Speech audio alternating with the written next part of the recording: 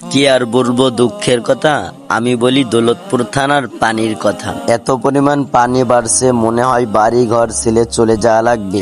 আসসালামু আলাইকুম, hello everyone, সকলে কেমন আছেন? আশা করছি সকলে অনেক অনেক ভালো আছেন।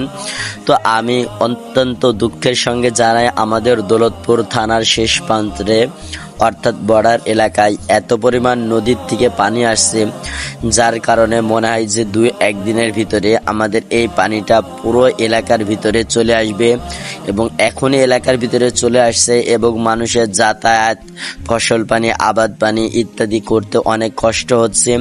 কারণ আমাদের বাংলাদেশ কৃষি নির্ভরশীল দেশ, এই কারণে গ্রাম অঞ্চলের আবাদ পানি কৃষিটা এটা আমাদের অর্থনৈতিক অনেক বড় অবদান রাখে। তো সেই তুলনায় আমাদের এলাকার মানুষ তারা অনেক আশা করে বছরে একবার মরিচ লাগায়। এই মরিচের গাছের ভিতরে এত পরিমাণ পানি ঢুকছে যা আপনাদেরকে আমি বলে বোঝাতে পারবো না।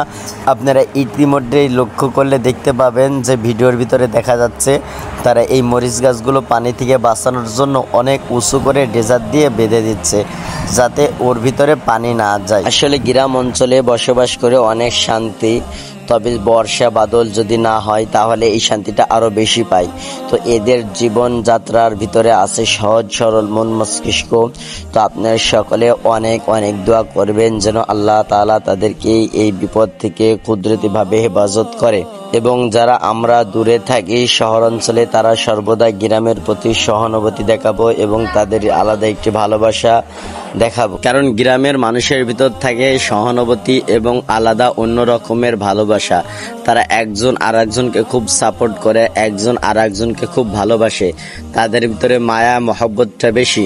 শহরের মানুষের মতো এত স্বার্থপর তারা হয় না। তারা প্রতিটা মানুষকে নিজের মনে করে, নিজের আপনজন মনে করে, তারা অন্যরকম ভালোবাসা দেয়। তো গাইস, যদি ভিডিওটি আপনাদের ভালো লাগে তাহলে সর্বদা একটি লাইক কমেন্ট করে আমাদের সাথে থাকবেন এবং ভালো থাকবেন।